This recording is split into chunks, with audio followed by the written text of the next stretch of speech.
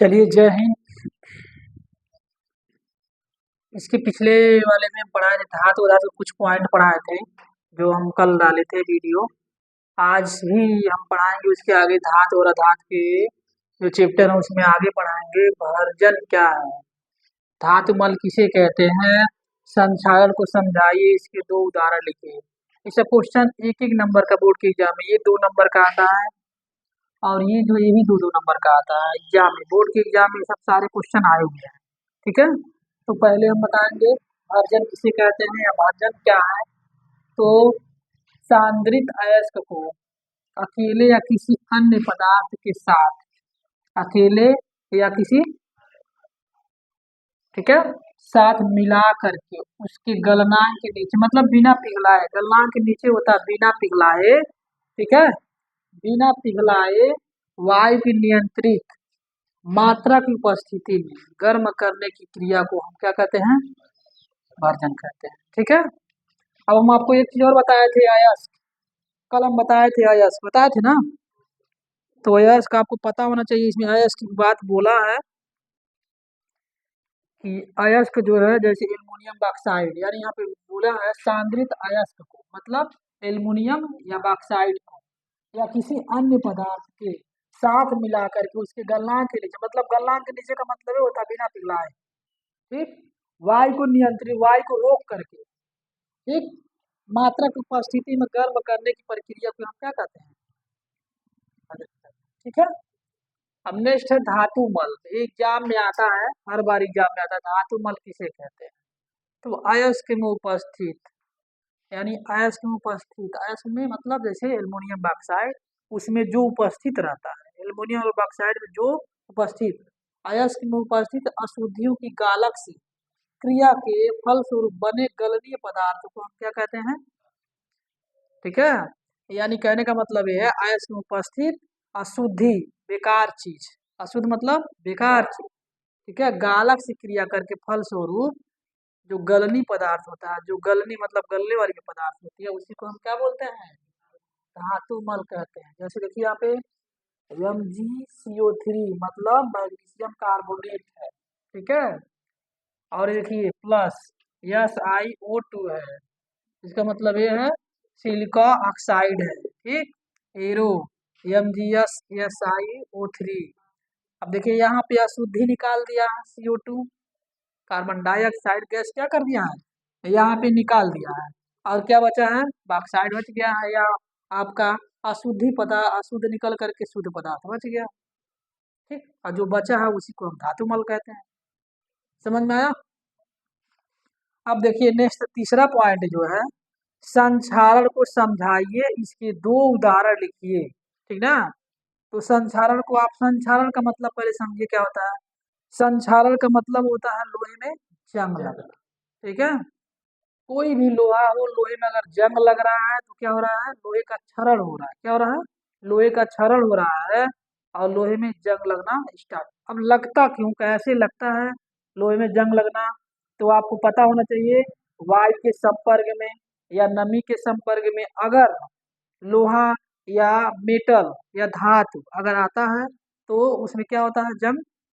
जैसे मान लीजिए लोहा है या लोहे की एक सरिया है, और सरिया को लोग क्या करें, पानी में आप रख दीजिए, चाहे बाहर ही ऐसे फेंक दीजिए कहीं, कुछ दिन बाद आएंगे देखेंगे सरिया पर सारे जंग लगे रहेंगे, मतलब वो नया भी सरिया रहेगा तब पर भी उसके बाद वो क्या हो जाएगा, मूर्छा पड़, जंग लगना मतलब होता है मूर्छा पड़ना, ठीक।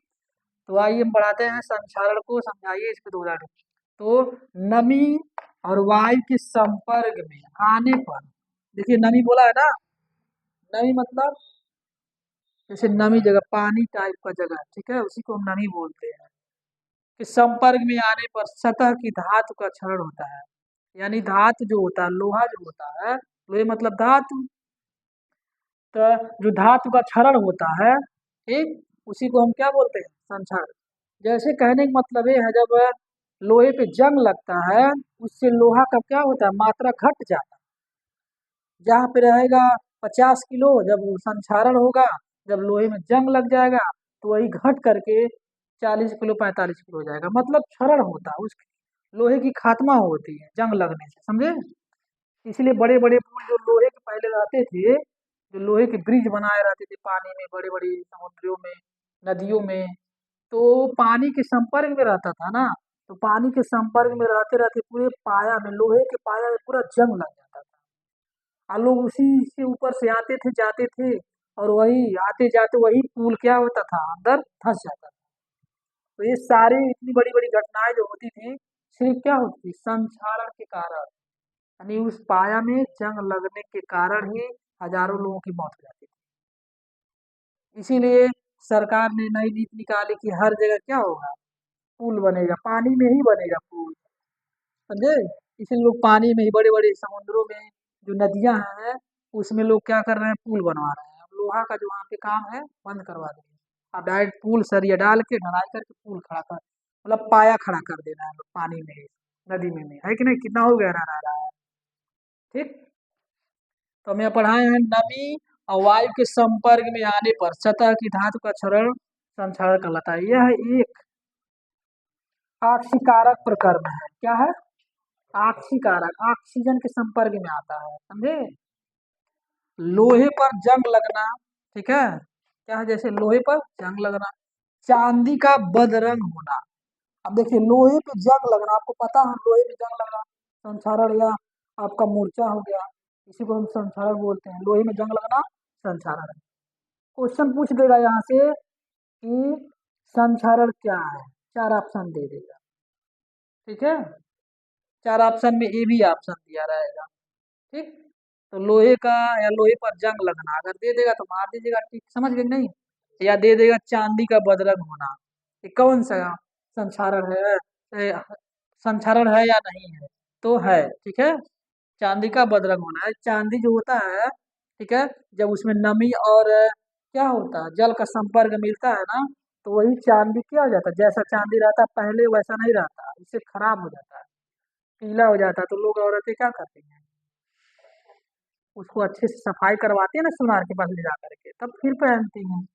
उसके बाद तांबे तथा कांसा पर हरी परत का निर्माण आदि सब क्या है, संक्षारण के क्या है, उदाहरण है। ठीक है, याद रहेगा ना। अब इसे देखिए, संक्षारण से हमें बचाव कैसे करना है, क्या करना है, मान लीजिए अगर बचाना है तो कैसे बचाएंगे जंग लगने से, लोहे में अगर जंग लग रहा है, अब बचाना है लोहे को, तो कैसे बचाएं, तो याद रखिएगा, जैसे पेंट लगा करके सबसे पहले लोहे में क्या करिए, आज के टाइम पे जो घरों में लोहा लग रहा है गेट में, ग्रिल में, तो सबसे पहले उन ले आते हैं तो पेंट लगवाते हैं, प्राइमर पुतवा देते हैं, है कि नहीं, प्राइमर लगवा देते हैं कि मोर्चा से बचा रहे, भले 4 दिन 10 दिन बाद पेंट हो, है कि नहीं, मगर लाते ही 1 दिन बाद वो लोग प्राइमर पूरा लगवा देते हैं। ठीक। उसको हम बचा सकते हैं पेंट लगा करके, ठीक है, तेल लगा करके, ठीक है, ऑयली हो तेल हो लगा दीजिए, तो क्या होगा, वो मोर्चा। इसीलिए अधिकतर देखिएगा हार्डवेयर की दुकान पर जो भी लोहे की जो सामान होती है उसमें तेल डाले रहते हैं कि उसमें मूर्छा जंग ना लगे। ठीक। ग्रीस लगा करके, ठीक, ग्रीस भी क्या होता है, आप देखेंगे मशीनों में अंदर ग्रीस लगा देते हैं, उससे क्या होता है कि मशीनों में मूर्छा जंग नहीं लगता, मशीन चलते रहता, समझ गए।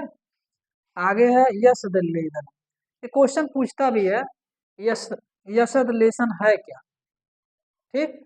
तो लोहे की वस्तुओं पर जस्ते की परत चढ़ाई जाती है, जब भी लोहे की वस्तु हो और उस पर जस्ते की परत चढ़ाई जाएगी तो यह संश्लेषण होगा, क्या होगा, पूछ देगा यह संश्लेषण क्या है, ठीक है, बोर्ड के एग्जाम में। क्रोमियम लेपन, एनोडीकरण या मिश्र धातु बना करके, और सॉरी, मिश्र धातु बनाकर, क्योंकि इन प्रक्रियाओं से लोहे का संपर्क जो होता है वायु एवं नमी से नहीं हो पाता। जब इतनी आप ये सब लगा देंगे, पेंट लगा देंगे, तेल लगा देंगे, ग्रीस लगा देंगे, ठीक है, और लोहे पर जस्ता की परत चढ़वा देंगे, क्रोमियम लेसन लेपन करवा देंगे, जो भी या मिश्र धातु बना देंगे, तो इन क्रियाओं से क्या होगा, लोहे का जो संपर्क होगा ना, वो क्या होगा, किससे हट जाएगा, नमी और वायु से हट जाएगा, वायु और नमी से हट जाएगा, तो लोहे पर जंग नहीं लगेगा और लोहा संक्षारित नहीं हो पाता है, मतलब लोहे पे जंग नहीं हो पाता है, नहीं लग पाता है, समझ गए। अब समझ में आया कि नहीं आया। तो बेहद मोस्ट इम्पोर्टेंट है संक्षारण, क्या है, याद रखिएगा आप लोग, इसको दिमाग में एकदम बैठा लीजिए, मोस्ट इम्पोर्टेंट क्वेश्चन है।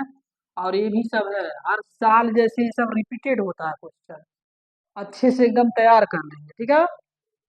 चलिए फिर मिलते हैं हम आगे नेक्स्ट पॉइंट पर।